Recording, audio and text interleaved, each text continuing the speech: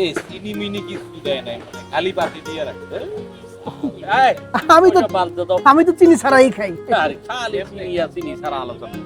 তা বেন্টর, হ্যাঁ এবার কোরবানির গরুর হাটের কোনো খোঁজ খবর রাখছো নি? আরে মনে করেন সেই লেভেলের খবর রাখছে। আর এখন কি হইতেছে জানেন, মনে করেন যে এখন একেবারে মানে লেভেল বাজার দর চলতেছে। তো আসল খেলাটা মনে করেন হইব কোন সময়, কোন দেখি 2 দিন আগে।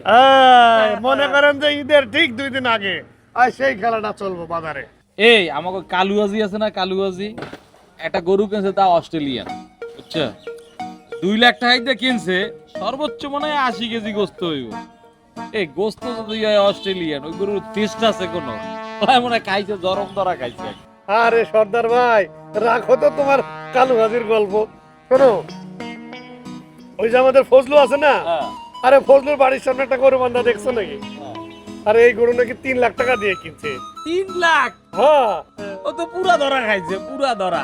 আরে হাড্ডি আর হাড্ডি, মাংসের কোনো চিহ্ন নাই। সব মিলিয়ে কাটাকাটির পরে 100 থেকে 120 কেজি মাংস হইব। তাতে করে দাম কত পড়লো? আরে ভাই, গোস্তর কেজি পড়ছে 2000 এর উপরে। 2000 থেকে 2500 টাকা মাংসের কেজি পড়বে। তো আমি কিন্তু এসব নিয়ে চিন্তা করি না, বুঝছেন? আর আমার পোলা আছে না, ও গুগল দেখছে মোবাইলে, গুগল দেখে কয় একদম ফিতে দিয়ে মাইফা দিব কয় কেজি গোস্ত হইব, বুঝছেন? এর লাগে কোনো চিন্তা করি না। ভাই আমি চিন্তা করছি আড়ে যামু, ওরা তো আবার স্কেল লয়ে আইছে, মিটার।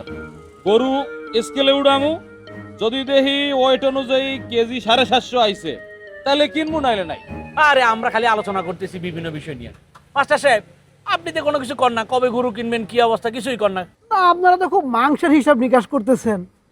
আমার খুব দুশ্চিন্তা আপনারা লইয়া। মানে সবাই যদি টাকা পয়সা ওই গরুর মাংস কেনার পিছনে খরচ হয়ে যায়, তাহলে তো আপনার দোকান থেকে ওই আলু, পেঁয়াজ, রসুন, তারপরে যে মশলাপাতি কেনার লোক পাইতে পারবো না। মাস্টার সাহেব, আমার ওই মশলাপাতি নিয়ে আপনাকে চিন্তা করা লাগবে না, আপনি গোস্তের চিন্তা করেন। হ্যাঁ, আচ্ছা তাহলে আমি যাই। এই মাস্টার, এই কি আপনি কবে গরু কিনতেছেন, কি অবস্থা, কিছু কয়ে দেন না। আমরা সবাই বললাম, আপনি কর না, ঘটনা কি, কবে কিনতেছেন? না, আমারও তো একটা মাংসের হিসাব আছে না। তো সেই হিসাবে মনে করেন এই ঈদের দিন বিকাল বেলা হ্যাঁ। ওই রাধাগঞ্জের বাজারে যাবো। তো এখান থেকে গিয়া মনে করেন যে 600-550 টাকা কেজি মাংস পাবো। তো 80 কেজি মাংস কিনে আসে বলো। মানে কি, তা আপনি গরু কিনবেন না, মানে জবাই দিবেন না গরু? মনে করেন আপনি এসব কি বলতেছেন?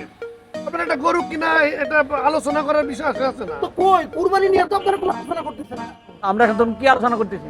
আমরা তো কুরবানি নিয়ে আলোচনা করলাম, বাজারের দর কি, কে কিরকম গরু কিনছে, কার গরুতে কয় কেজি গোস্ত হয়েছে। এইগুলি কুরবানি আলোচনা। আমি তো মনে করছিলাম আপনারা কুরবানি আলোচনা করবেন, যে কিভাবে আমরা সহি সালামতে সুন্দরভাবে আমাদের কুরবানিটা আদায় করতে পারি, কিভাবে কুরবানি দিলে নবী ইব্রাহিম আলাইহিস সালামের সুন্নতটা পালন হয়। সেই আলোচনা যদি করতেন তাহলে বুঝতাম যে এটা কুরবানি আলোচনা। আপনাদের আলোচনা আমি থাকতাম এবং আপনাদের সাথে আমি কুরবানিতে শরীক হইতাম। তাই আমি কিন্তু বুঝে ফেলাইছি।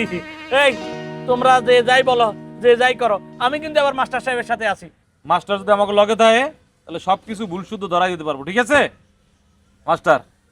আর কোনো কিছু না করবেন না কিছু না, সেটা করব না, কিন্তু কুরবানি যেন আমরা সঠিক নিয়মে দিতে পারি, এটা যেন একটা ইবাদতের মতো পালন করতে পারি, সেই দিকে খেয়াল রাখতে হবে। হ্যাঁ হ্যাঁ হ্যাঁ, ইনশাআল্লাহ মনে করেন ইনশাআল্লাহ, ইনশাআল্লাহ। মনে করেন ইনশাআল্লাহ।